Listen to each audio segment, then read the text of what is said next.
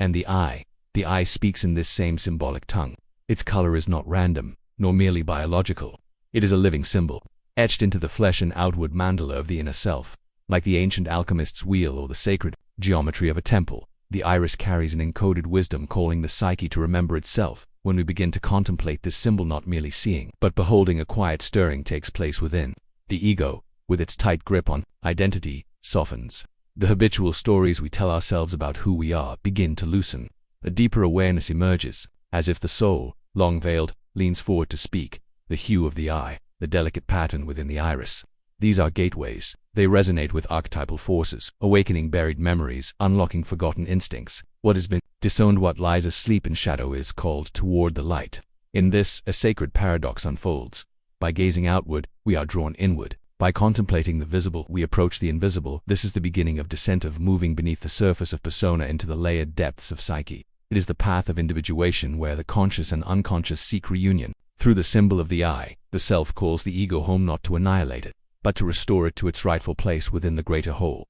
Such contemplations are not idle musings. They are invitations to transformation. For when one truly sees beyond appearance, into symbol, life itself becomes charged with new meaning. Each glance, each reflection, becomes a conversation between soul and world, between the finite and the eternal. And so, the eye becomes not only a mirror, but a sacred text, waiting to be read. There comes a time when light fades, not from the world, but from within. A gaze once bright now dims, not in hue, but in presence. In moments of grief, betrayal, or profound inner descent, the eye darkens. The radiance of innocence withdraws. What once reflected outward with ease turns inward, drawn into the depths. This is the stage the alchemists called nigredo, the blackening, the necessary dissolution of illusion. It is not a fall from grace, but a sacred passage through the underworld of the soul. Here the false identities we have clung to, the polished persona, the borrowed roles begin to unravel. What cannot endure the way the truth dissolves in this fertile darkness. The eye, in this stage, becomes a vessel of unspoken knowing. Its light muted, it reveals instead a depth, a gravity born of suffering, of surrender. The world may read this as weariness, but beneath it lies a quiet power, the courage to face what was long denied. For the self demands authenticity, and where illusion reigns, the soul grows restless. When life's currents pull us into the depths through loss, heartbreak, disillusionment, it is not punishment, but initiation. Through darkness, the alchemy of rebirth begins. The eye in nigredo speaks a language beyond comfort. It says, "Have seen what lies beneath the surface. I have walked the corridors of my own shadow. I am no longer afraid to lose what was never true." In this crucible, ego is stripped bare. The persona fractures. The unconscious rises, bringing long-forgotten truths to the surface. And though this stage may feel like death, it is the soil from which new life will one day emerge. To dwell here is to surrender to the mystery of becoming, for only in the blackened chrysalis can the caterpillar dissolve and the butterfly be born. And in the gaze of one who has endured nigredo, there is a new depth, a darkened eye that carries the promise of light yet to return. And when it does, that light will be truer than before to be seen.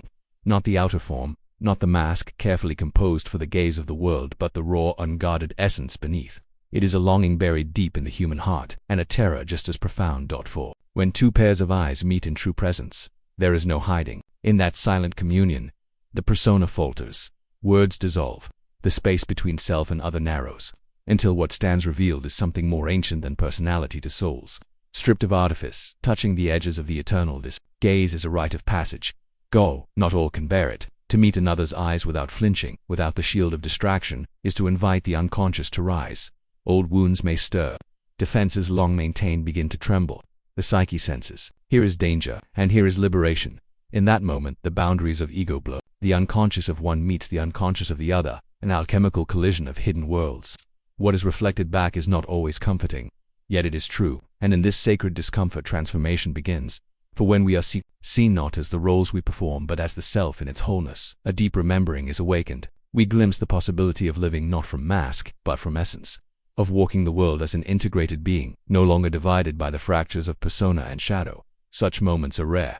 They cannot be forced. They arrive unbidden. In a glance across a room, in the soft meeting of eyes between two souls who recognize you to have journeyed through darkness, you too have sought the light. And in that brief exchange, old patterns may dissolve. The wounds of isolation may begin to mend. The heart remembers its place in the great web of life. To risk this gaze is to risk everything, and to gain the possibility of a life more true. For through the eye of the other, the self catches a glimpse of its own reflection, whole, luminous, and free. In the deep rhythms of the psyche, Nothing remains static. What is held down will rise. What is repressed will seek the light.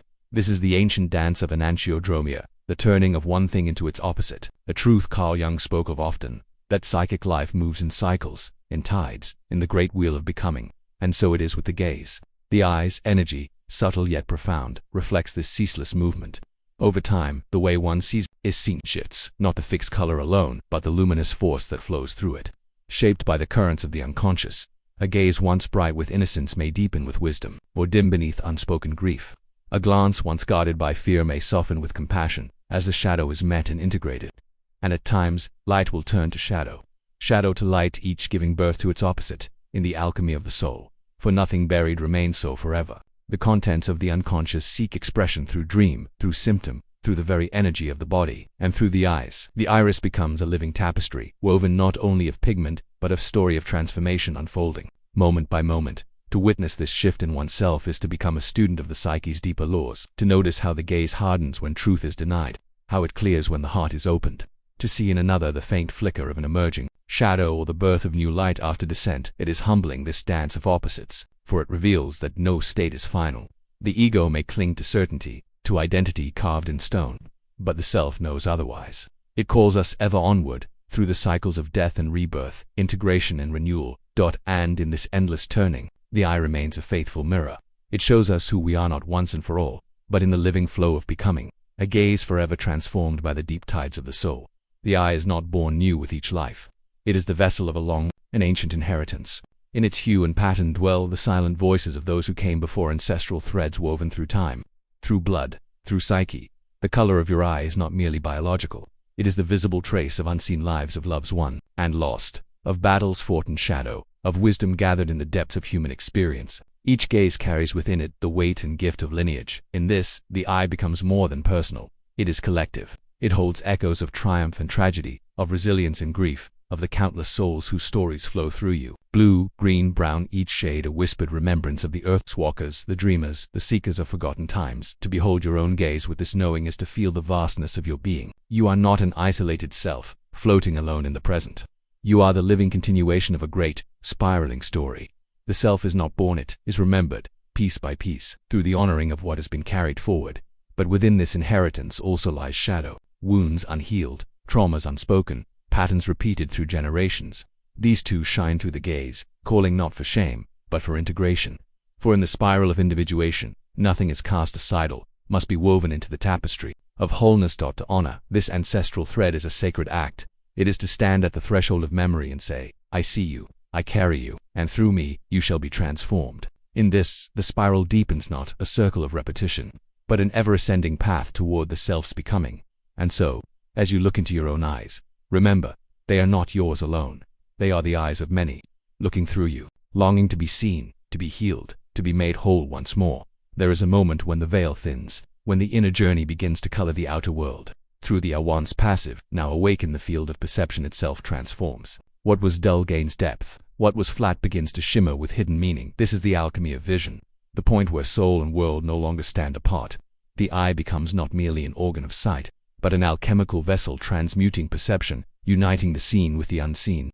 As one moves deeper along the path of individuation, a shift occurs. The gaze softens, yet sharpens. A flower is no longer just a flower. A passerby's glance is no longer random. Colors speak, shapes whisper. Symbols rise unbidden from the fabric of the everyday. The unconscious, stirred into dialogue, begins to animate the visible world. It is not fantasy, it is deeper reality. For the psyche, when integrated, infuses outer life with meaning. The eye, tuned now to this frequency, perceives not only objects, but the living field of archetypal resonance behind them. The world becomes a mirror of the inner journey, every encounter, a reflection, every moment an initiation. This is the true gift of awakened sight.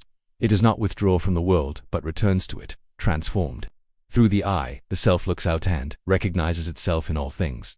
The mundane becomes mythic, the ordinary shimmers with the sacred dot. Yet this alchemy is not without paradox. The more one sees, the greater the responsibility to see truthfully, to allow the gaze to penetrate shadow as well as light, to welcome both beauty and sorrow into awareness. For the vessel must hold all, if it is to hold the wholeness of the world. And so the eye, having passed through darkness and rebirth, learns to behold life with reverence, not with grasping, not with judgment, but with a gaze that knows all is becoming, all is connected, and all is worthy of being seen through this gaze. The alchemy continues, turning the lead of ordinary vision into the gold of awakened perception. There is a moment, after the descent, after the dissolving, when the gaze returns, changed, not with the brightness of the untested, nor with the shadow of what was once repressed, but with a clarity born of the journey itself through the darkness of nigredo, through the alchemy of opposites, through the meeting of shadow and self. The eye is reborn. The old seeing is gone. The old seeing is gone. The gaze of the ego, the lens of persona, the veils of unconscious fear. In their place now lives a vision attuned to truth, tempered by compassion, anchored in wholeness. Such eyes do not seek to dominate, nor to flee. They meet the world as it is, with openness. They witness both beauty and suffering, not turning from either. And through them the self looks out, not separate from life, but woven into its sacred web. The return is subtle and profound. Colors deepen. Silences speak. The face of a stranger stirs ancient knowing. The ordinary shimmers with archetypal meaning. The gaze becomes an act of presence, no longer a passive reception, but a living dialogue between inner and outer worlds, no longer masked by the persona, nor haunted by unintegrated shadow. The eye now beholds with the wisdom of integration. It sees paradox without fear. It welcomes complexity without grasping for certainty. It knows that every ending is a beginning, and that beneath all appearances, life eternally renews itself. To see with such eyes as to walk as an alchemist in the world, each encounter a vessel, each moment an opportunity for transformation. No gaze is casual, no reflection is meaningless, for through the eye now moves the current of the self, subtle, luminous, alive. And life is not the same, and neither are you. The gaze that has returned from the depths carries a new light, one that cannot be taught, only earned through the sacred descent and return, a light that invites others toward their own becoming. So look again, and see, for, through your eyes, the world is forever changed. Description. They have long called the eye the window to the soul, yet it is far more than that. In the depths of its color and the silent language of its gaze lies an ancient, archetypal mirror. The iris carries the imprints of shadow and light, personal and collective memory, the silent yearnings of the self beneath the mask of persona. Drawing upon the teachings of Carl Jung, this film invites you on a profound journey through the secret psychology of eye color, not as mere pigment, but as a living mandala of the unconscious. Each gaze holds hidden symbols, ancestral threads, and the potential for inner alchemy. Through grief, shadow work, and individuation, the eye transforms from the darkened depths of nigredo to the rebirth of true sight. This is a meditation on vision, not only outward, but inward.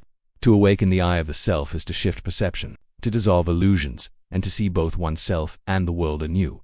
As Jung taught, who looks outside dreams, who looks inside awakes. May this journey stir something ancient within you. If these reflections resonate, share your experience below. Your gaze is part of this unfolding dialogue. Hashtags #Carl Jung, #JUNGIAN Psychology, #Shadow Work, #INDIVIDUATION, #Alchemy of the Soul, #Alchemy of the Soul, #NANTIODROMIA, #Depth Psychology, #Persona and Self, #Archetypal Vision, #The Unconscious Speaks.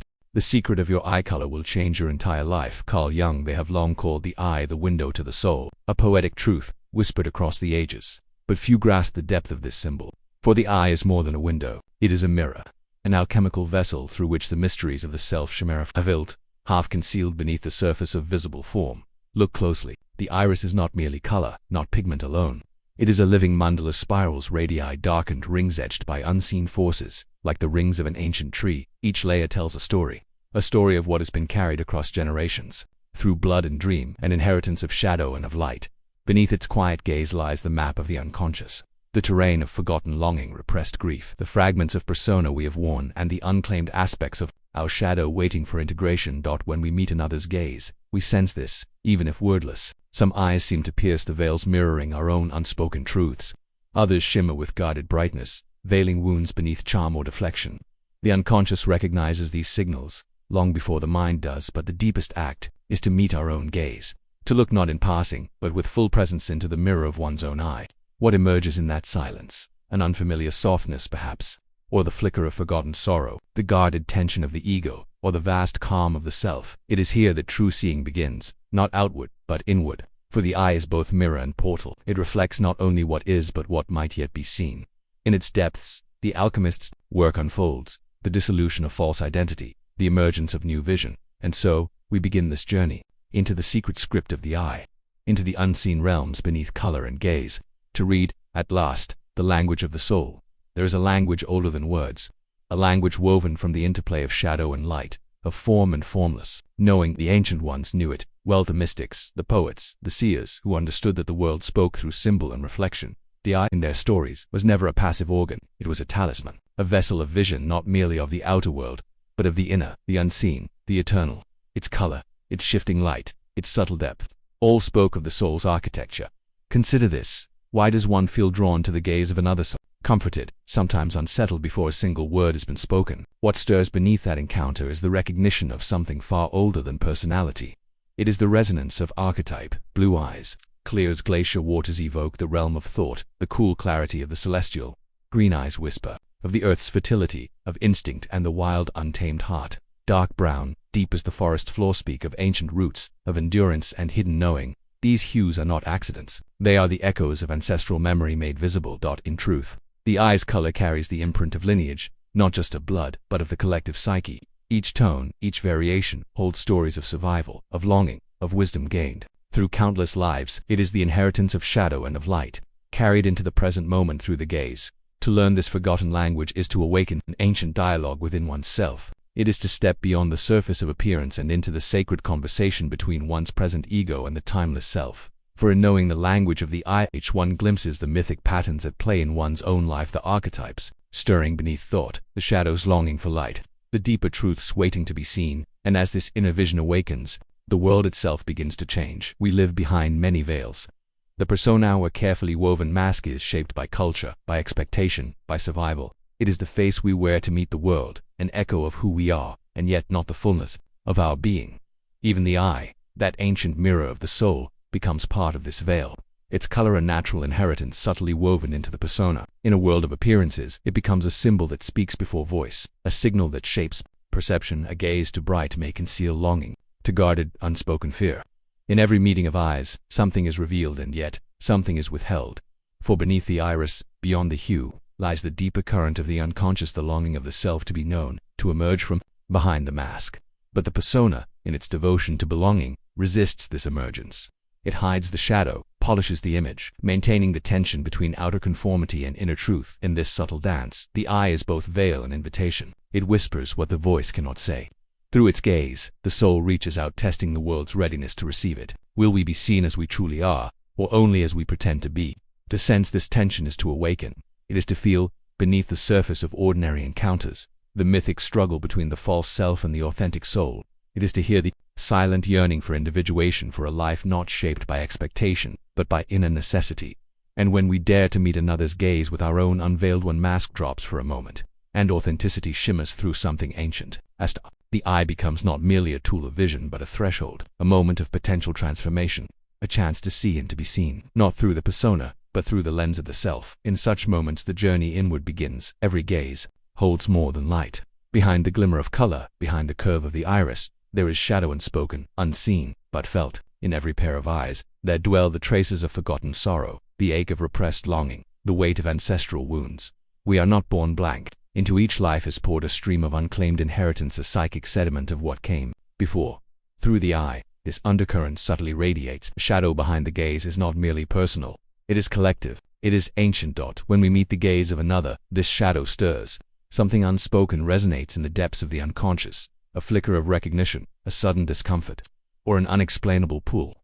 Beneath the exchange of words, an archetypal drama unfolds, the dance of light meeting shadow, of persona confronting what it has long denied. But the deepest confrontation is not with another, it is with oneself. To stand before the mirror and truly meet one's own eyes without flinching, without disguise, is an act of immense courage. The ego resists, it averts, it distracts, for it fears what the gaze may reveal, old wounds, hidden resentments, the unlived life waiting in the depths. And yet this is where shadow work begins, not in analysis alone, but in this raw, vulnerable seeing. To gaze steadily into one's own eyes is to invite what has been buried to rise. It is to witness the silent parts of the psyche, the child abandoned, the rage unspoken, the grief unwept. This meeting is not a punishment, it is a rite of passage, for only through the embrace of shadow can the wholeness of the self be reclaimed. To turn away is to remain fragmented. To face the gaze is to begin the alchemical process of transformation. In the depths of that reflection, something begins to shift. The eye, once a veil, becomes a gateway. The shadow no longer terrifies, it speaks, and in that sacred dialogue, a new integration begins. The soul remembers its fullness and steps toward wholeness once more. Color is never merely color. It is vibration, resonance, a secret frequency echoing through the soul's architecture.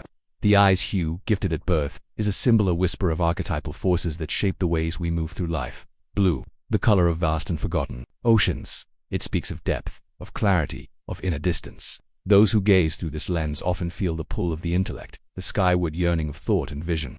There is a coolness here, a sacred detachment, as if the soul stands at the edge of the infinite, listening for ancient truths beneath the waves. Green, the hue of wild forests, of fertile earth. Through this lens flows intuition, life force, renewal. The green-eyed often walk with a foot in both worlds, rooted in the instinctual, yet drawn to the mysteries that dance in shadowed glades. Is the color of nature's alchemy, of growth through constant transformation. Brown, rich as the soil that cradles ancient roots.